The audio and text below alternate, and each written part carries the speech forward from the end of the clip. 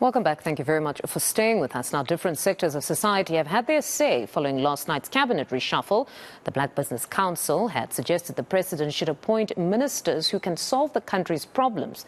South Africa has an electricity minister now, while the Department of Trade and Industry and Competition was left untouched, indicating everything's okay there. Let's get some reaction now from the Black Business Council's Kganki Matabane. Mr. Matabane, good morning and thank you very much for your time. Finally, it's happened. Not necessarily an overhaul, but a bit of a tweaking here and there. Your views on that reshuffle? Good morning, Fundo and the viewers. We were just basically noting the announcement because we were not expecting the president to do an overhaul, but we're expecting him to appoint people who are competent.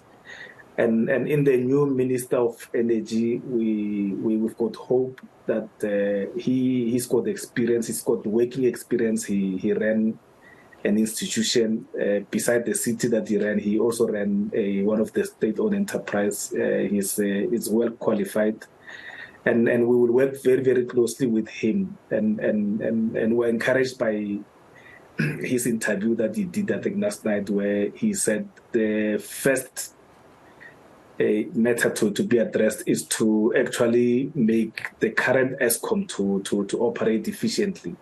And then that's what we've been saying, where we've been saying that in order to solve load shedding, the only way to solve load shedding is to make sure that ESCOM operates the way it's supposed to operate, because we've got enough installed megawatts at ESCOM. We just need to make them available.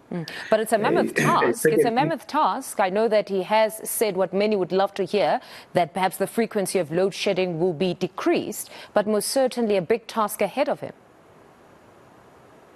It's extremely tough, and we will wait for you heard what the president said. The president said there's going to be legislation that actually gives us an indication as to what are the powers of the new minister. Because if that is not done, it means ESCOM still reports to the Minister of DPE. The ESCOM still also, from a policy point of view, reports to the Minister of Energy. So I think once we get that document, then we'll be able to see. But I agree with you that it's a mammoth task. He needs all the support as long as he does the right things. He's not going to be chasing renewable energies while we don't have electricity as we speak. So it's important that he's got his head at the right place, and we'll support him.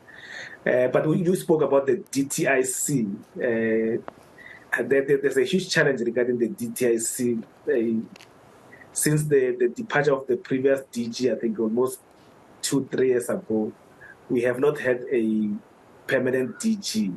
And I think we will call upon the president to make sure that the minister appoints a permanent DG, because it's very, very frustrating for business where you have a meeting this month is a new person, the next month is a new person. There's no continuity. And for an important department like the DTIC, it's important that we have permanent people, not acting people, because it's become very, very, very difficult for them to take decisions. And then Marupini, we saw, was unveiled as the Minister of the new Planning, Monitoring and Evaluation Ministry, to perhaps focus greatly on the performance of government. Your views on that one? Yeah, I think, again, like all the other ministers, we will only judge them once they've done something. You remember, South Africa has been talking too much. We've been having and hearing so many promises over the years. We can only, in 6 months' time, judge if she has done what she's supposed to do. It's very, very important that people are held accountable. Performance management systems are put into place so that those people who are not performing, they are either being developed, which I don't think we've got an opportunity to be developing people while they're ministers, and maybe then get rid of them and get new people. We should be having a service delivery, but we don't have service delivery, but people are still there. So it's important that the new minister actually make sure that the performance management system that is supposed to be there is there, so that people can be on a quarterly or 6-monthly basis. They can be evaluated, and then those who are not performing should give those who are able to perform an opportunity to do their job. All right. And then just in closing, your views on the appointment of Paul Mashatile as the second in command in the country. He's an old hand. He's been in government before. He'll now be the leader of government business. Your views around that? Yes, we would like to congratulate Paul Mashatile on being appointed the deputy president. And I think from a ruling party point of view, it's a tradition that whoever is the deputy president of the party becomes the deputy president of the country.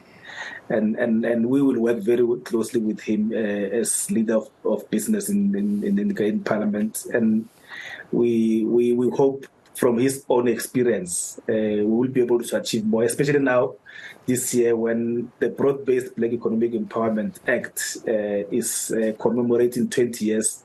We need someone like him who will be able to make sure that we push transformation and to make sure that the economy reflects the demographics